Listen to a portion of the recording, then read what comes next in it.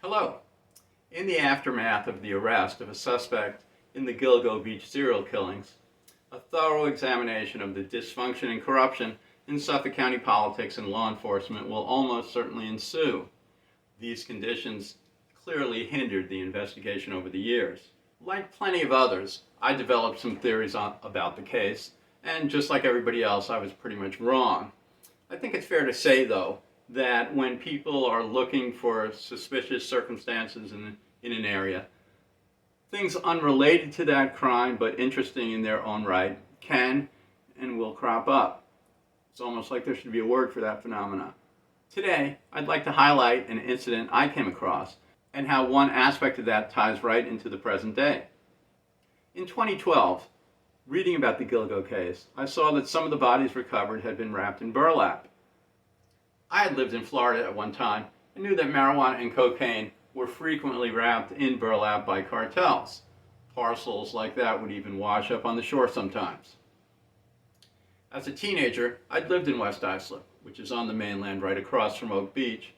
So, bearing burlap in mind, I Googled West Islip burlap arrest and almost immediately came up with a court document from 1984.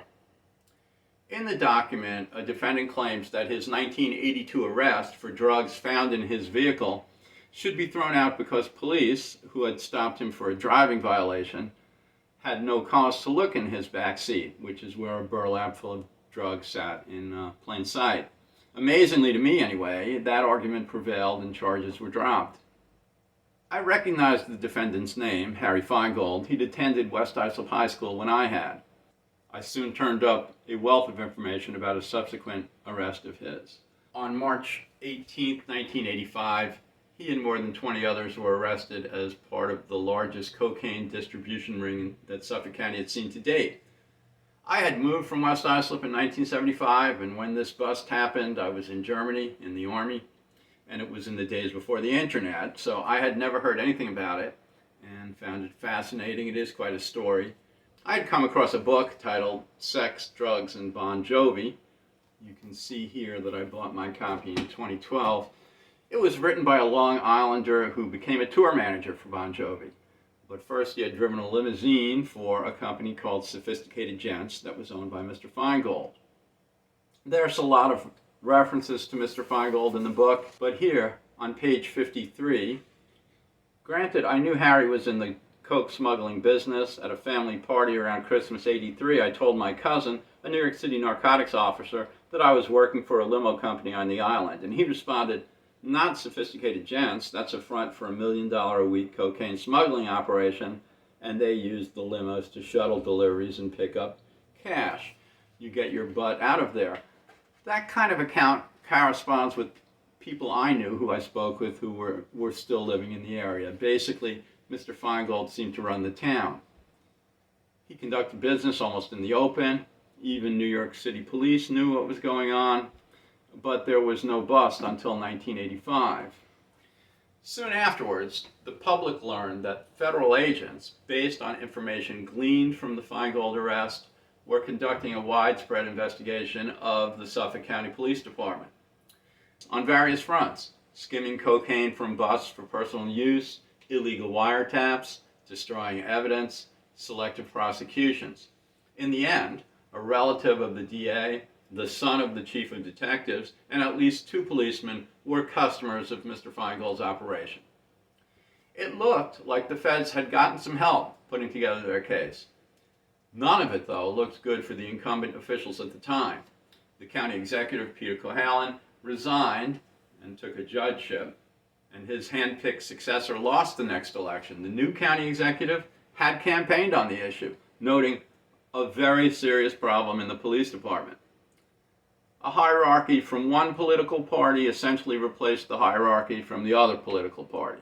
Did Mr. Feingold help bring about that sea change? I'd say yes, he did.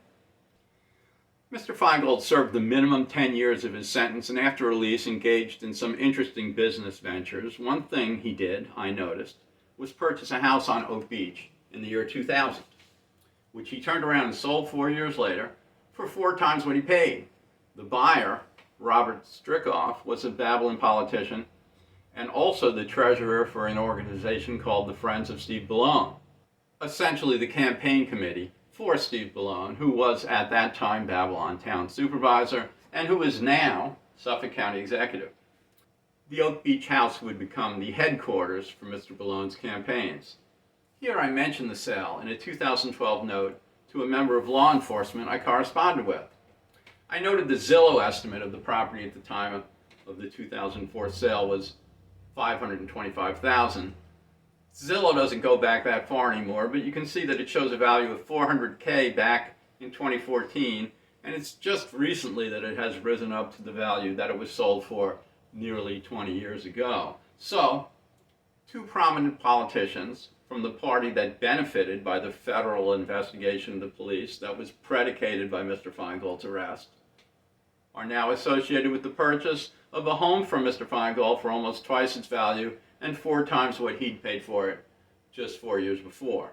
It must have been a cash payment too, as nobody would write a mortgage then on that property for that amount. It almost seems arrogant to let something like that be able to show up in the public record. I guess the idea was that nobody would ever notice. But those are the kind of things that crop up when people are looking at other things. And really, what is this about? Police Commissioner Rodney Harrison and the new DA, Ray Tierney, seem to finally be getting Suffolk County back on the straight and narrow. Maybe they'll look into it. Thanks for watching. Hit the subscribe and like buttons if you'd like. I'd appreciate that.